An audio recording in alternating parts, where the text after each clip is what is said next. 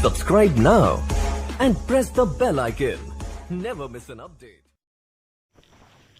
नमस्कार मित्रों, स्वागत है सभी का इस YouTube चैनल पर। साथियों, साइकोलॉजी की क्लास नंबर 74 है। और मित्रों, मैं इसके पहले समायोजन की देखिए 10 अप्रत्यक्ष वीडियो को आपको पढ़ा चुका हूं।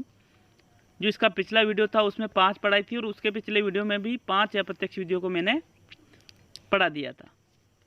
तो मित्रों, यहाँ पर 5 और जो अप्रत्यक्ष विद्या बच रही है समायोजन की, वो इस वीडियो में पूरी हो जाएगी और आपका जो समायोजन का टॉपिक है वो लगभग ख़त्म हो जाएगा।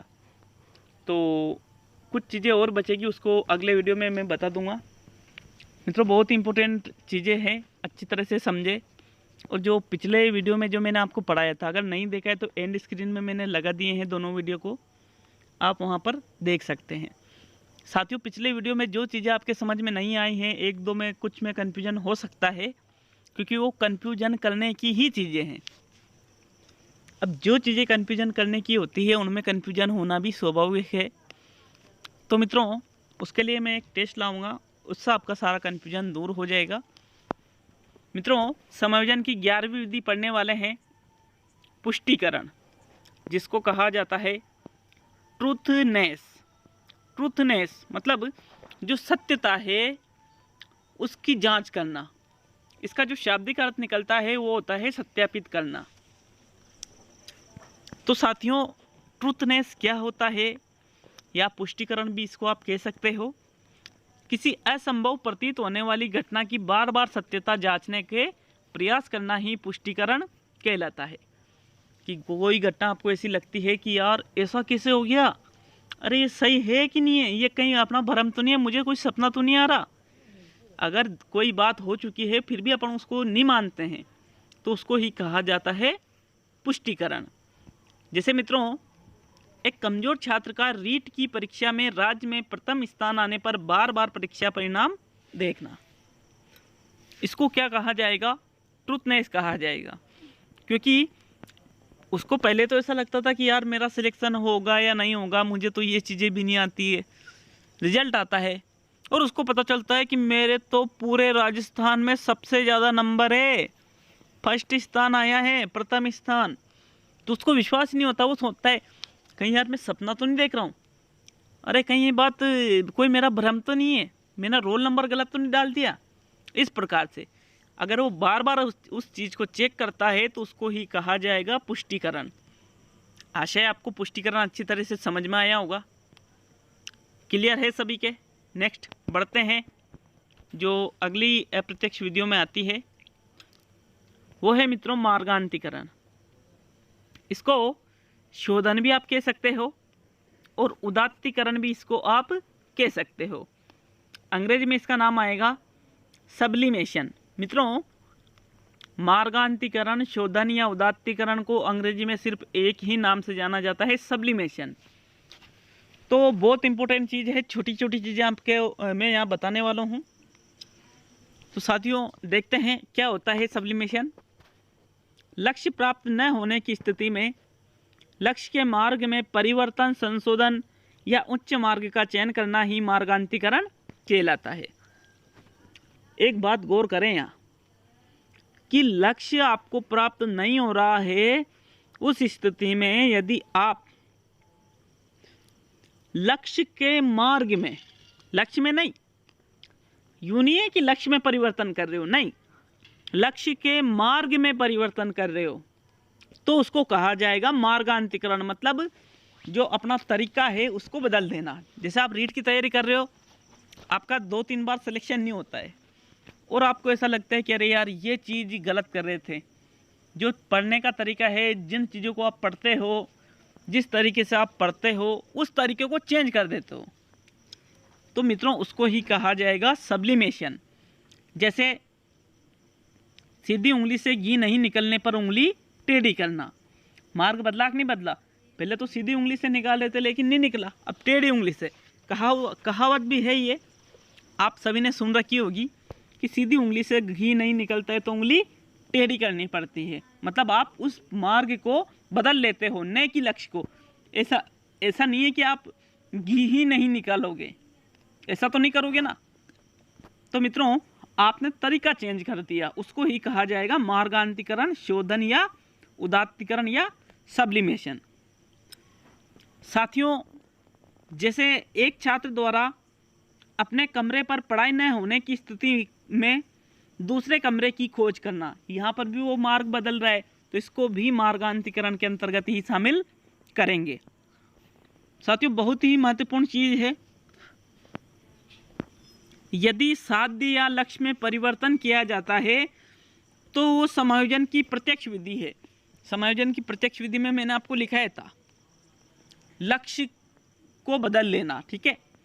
अगर आप लक्ष्य को ही बदल लेते हो कि नहीं मुझे रीट की तैयारी नहीं करनी है, मुझे तो सेकंड ग्रेड या फर्स्ट ग्रेड की तैयारी करनी है, तो उसको आप समायोजन की प्रत्यक्ष विधि कह सकते हो, न कि उसको आप मार्गांतरीकरण।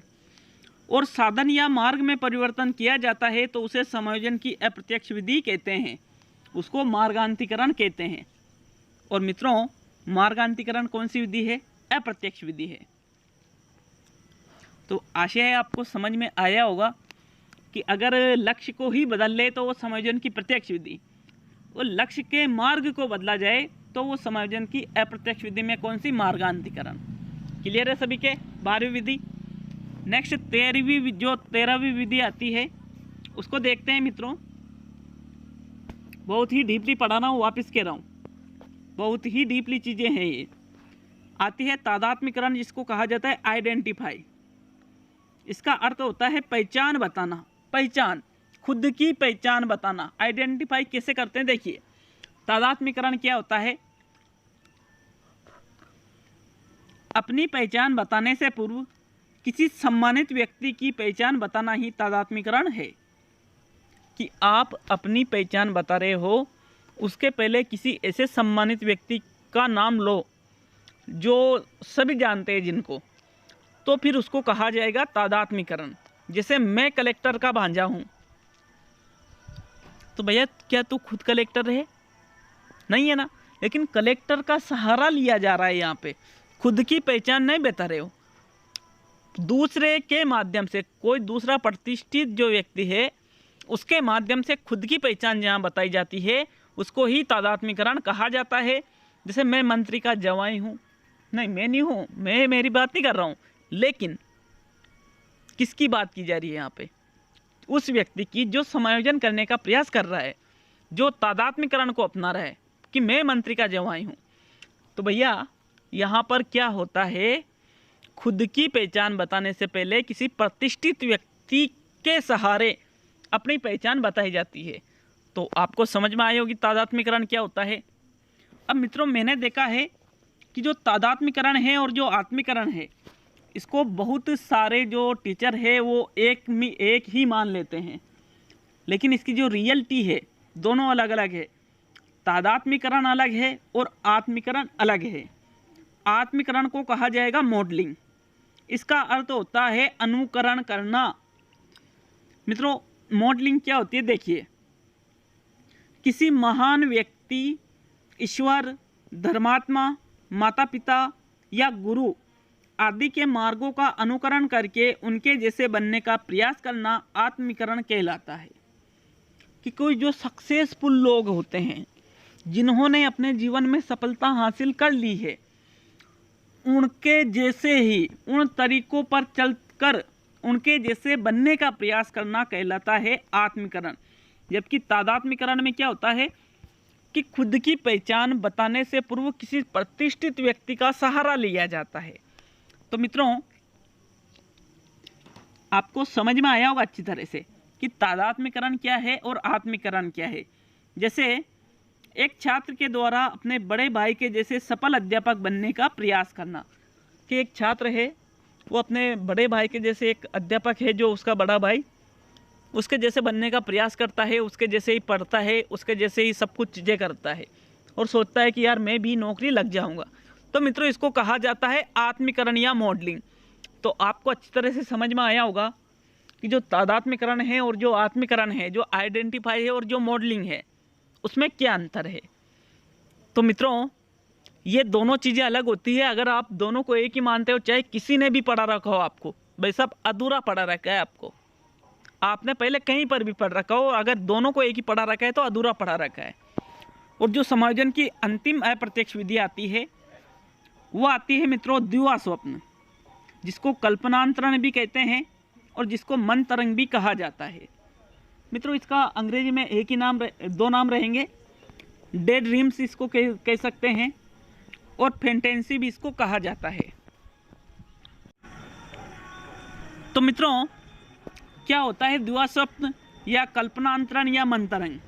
आपने सुना होगा कई बार कि दिन में सपने देखना, कहते हैं ना, अरे दिन में सपने मत देख, बड़ी बड़ी बातें करते हैं लोग कि मैं ये कर दूंगा, मैं वो कर दूंगा, और फिर कोई कहता है अरे दिन में सपने मत देख, तो वही कहलाता है डे ड्रीम, द्विवा स्वप्न जिसको कहा जाता है। मित्रों ऐसा यहाँ पे देखिए द्विवा स्वप्न क्या होता है, संतुलित होने के लिए कल्पनाओं में खोना ही द्विवा स्वप्न है। जैसे हवाई किले बनाना, ख्याली पुलाव बनाना, ये सभी किसके उदाहरण है? ये द्विवा स्वप्न के उदाहरण हैं। जैसे आप सोचते हो कि मेरी शादी तो कैटरीना कैफ से हो जाएगी, हाँ हो जाएगी, कोई दिक्कत नहीं हो जाएगी, आपको शादी के लिए तो लड़की नहीं मिल रही है, सोच रहे हो कैटरीना कैफ से हो जाएगी। क्या है ये? इसको ही कहा जाता है द्विवा स्वप्न, दिन में सपने देखना।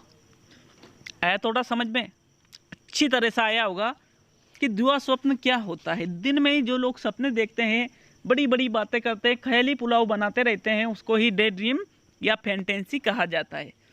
तो मित्रों ये समायोजन की अप्रत्यक्ष विधियाँ पूरी हो चुकी है। इसके बाद समायोजन से संबंधित कुछ चीज़ें और बच रही है, जैसे तनाव है, बाधा है, कुंठा है, भग्नाशय है, द्वंद्व है, इनको भी मैं पढ़ाने वाला हूँ, क्योंकि मैं पूरा कोर्स आपको पढ़ाऊँगा। ऐसा नहीं है यहाँ पे पैसे लेके नहीं पढ़ा रहा हूँ, सब कुछ फ्री है और पूरा पढ़ा रहा हूँ, ऐसा नहीं आधा अधूरा पढ़ा दिया। तो मित्रों एक एक चीज़ को अच्छी तरह से समझें, फिर उसके बाद उस कॉन्सेप्ट को क्लियर करें। मिलते हैं अगले वीडियो में। और जो 10 बजे शिक्षण वीडियो का वीडियो आने वाला है उसको ज़रूर से ज़रूर देखें, क्योंकि उस वीडियो में ऐसे प्रश्न देखने को मिलेंगे जो बिल्कुल बहुत ही नए और शानदार आपको लगने वाले हैं। तो मित्रों 10 बजे वाले टीचिंग मेथड वाले वीडियो को ज़रूर देखें। और पर्यावरण की मैंने PDF तैयार कर ली है, बहुत जल्द आपके लिए टोटल सिलेबस पर्यावरण से संबंधित लेवल 1 वालों के लिए आ जाएगा। तो मिलते हैं अगले वीडियो में। सभी दोस्तों का बहुत बहुत धन्यवाद जिन्होंने वीडियो को लास्ट तक देखा है। मिलते हैं अगले वीडियो में।